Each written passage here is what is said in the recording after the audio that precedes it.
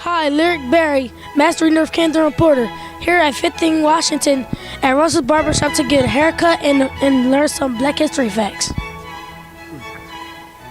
Let's go. Hey, Mr. Russell. Yes. How did you get to start to be a to be a barber? Well, it's a long story. I've been doing it for about... Microphone. It's a long story. I've been doing it for about 55 years. And in the era I grew up in, everybody was on stage for being neat all the time. So I decided to learn how to cut hair. And that's what I've been doing, cutting hair and various other jobs. But I've been a barber for 55 years. What got you started in the area of African history? That's another long story. I came out of high school in 1958. I'd never heard the word African history. But the word was in the books. The curriculum had everything that African Americans had ever done since they were brought to this continent. But they never taught us about it. So as I got older, I got more curious. And the more curious I got, the more knowledge I obtained. Next question. Can you name some of your significant and favorite moments in African history? Sure. We're living through the most famous moment of my life right now with a black president in the White House. This is in my period in time, which I never thought would be possible. Hey, Mr. Russell. Yes? I was wondering why you played this classical music in your barbershop. Well, music, to me, and to everyone else, whether they put it in the proper perspective or not, is what controls your emotional level. You go to church? You ever hear the choir sing? Does it sound good sometime? All right, so you respond, but you respond physically. You leave church, on your way home, you're in the car, you have hip-hop on. You respond to that different than you did in church. Later on that night, if you were old enough, you probably would go to a club. You would hear jazz, which means your emotions have to be challenged again. You'd respond differently. So to me, music is a vehicle to all my emotions. I like hip-hop, I like jazz, I like gospel, I like classic. But I know with classical, you're not jumping around, you're thinking. You're using interior content. With hip-hop, you can't keep still. So music is a vehicle for all your emotions. Who are some of the most important figures in African history and why? Well, the first one that comes to my mind is a lawman named Bass Reeves. He was the equivalent of a black Wyatt Earp. He was a lawman in the 1800s, and he made a significant contribution to the area of law enforcement. Next would be all the black inventors. There's so many I can't name them. You know, you heard of Booker T. Washington and George Washington Carver. There's in every area you go in, there's a paper over there on the wall with hundreds of black inventors that you never heard of. I'm going to give you one before you leave. Hey, Mr. Russell, you have a lot of black memorabilia around your barbershop. So can you show me some of it? Talk about it. Sure. We take this piece right here. Miss Harriet Tubman. You see the amount they offered her for reward? $40,000. $40,000. See little interesting things. You have to pick it up. Look, there's a book over here on the Black West by a guy named Lauren Katz. I'm here in the barber's chair for a cut. Guess who walked in? Brothers YD. Hi, Brothers YD. We're talking Black history. Want to talk? Oh, but of course, it's my pleasure. I enjoy talking about our history. Brothers YD, who are some of your favorite black people who influenced this country?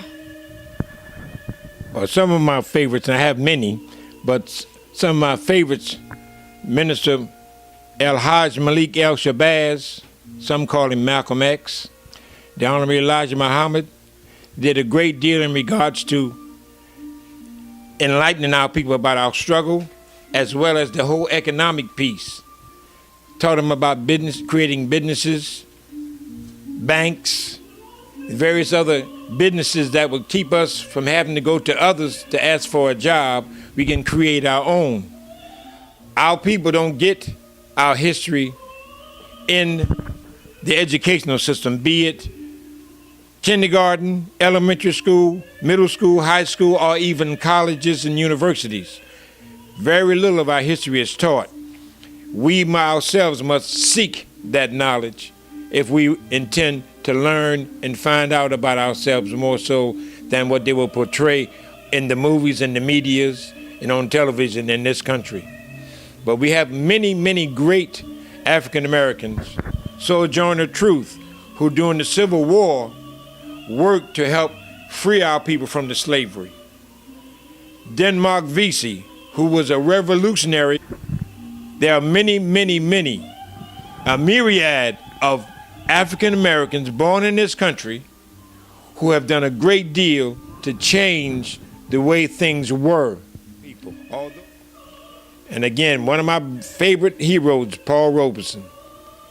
He affected me so much that while I was in college at Penn State University, we devised and put together a Black Cultural Center that exists now as an integral part of Penn State University. It's called the Paul Robeson Cultural Center because he's one of my main heroes that helped change some of the things in this place called United States of America. Paul Robeson's so important because he had a diversity of talents. He didn't just become a football player. He didn't just become an attorney. He didn't just become an actor or singer. He had the diversity of talents that he utilized to help advance our people in this country. Children understand, know, and believe that we can. Whatever the effort that another human being can do, when we look in the mirror every morning, we see a human being that can do the same thing with great effort. Paul Robeson, to me, again, one of my main heroes. If I can do half the things he did in his lifetime, I'll be satisfied with the life that I've lived. And always have a B plan. A lot of them want to be athletes, they want to be entertainers and so forth, which is good. But there aren't that many seats in those particular fields. For instance, for the football situation, they got 32 teams with 53 people on the team. That's a little more than 1,600 football players in the 50 states of the United States playing professionally. So there's not a lot of seats for all the young folks, millions and millions of young folks who want to play professional football, baseball, basketball. It's good, but that everybody won't be able to do that. So we always suggest to young people, have plan B.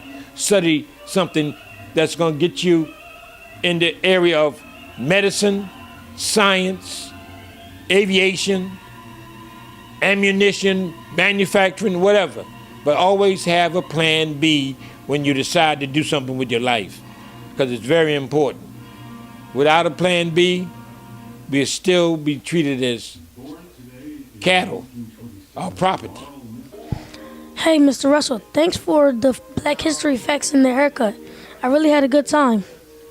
Well, Lyric, it's a pleasure talking to you. Feel free to come by anytime you're in the neighborhood. You don't have to get a haircut. You can just stop in and say you want to look at the material, and we'll be friends forever. Because I don't want you to ever forget this moment. This was in the barbershop. We're serious. The barbershop changes people's lives. It don't just give you a haircut. We exchange thoughts and information. We grow together. You are one of the future leaders of tomorrow if you choose to be. The only thing that's going to stop you is opportunity. That's just like all the guys you see in the street today, they have a defeatist attitude. You can do the job anyone else can do. All you want is the opportunity to get on the stage. Don't judge me by my appearance, by how I look off the stage. Let me get on the stage and perform. Judge me by my performance. If you sing, dance, talk, whatever you do, be judged by what you do, not by how you look. And again, an open door invitation to you, Brother Lyric, anytime you want to come in. Thank you. You're welcome. Thanks for the cut, Mr. Russell. See you soon. I'll look forward to seeing you anytime you come, Brother Lyric. Thank you.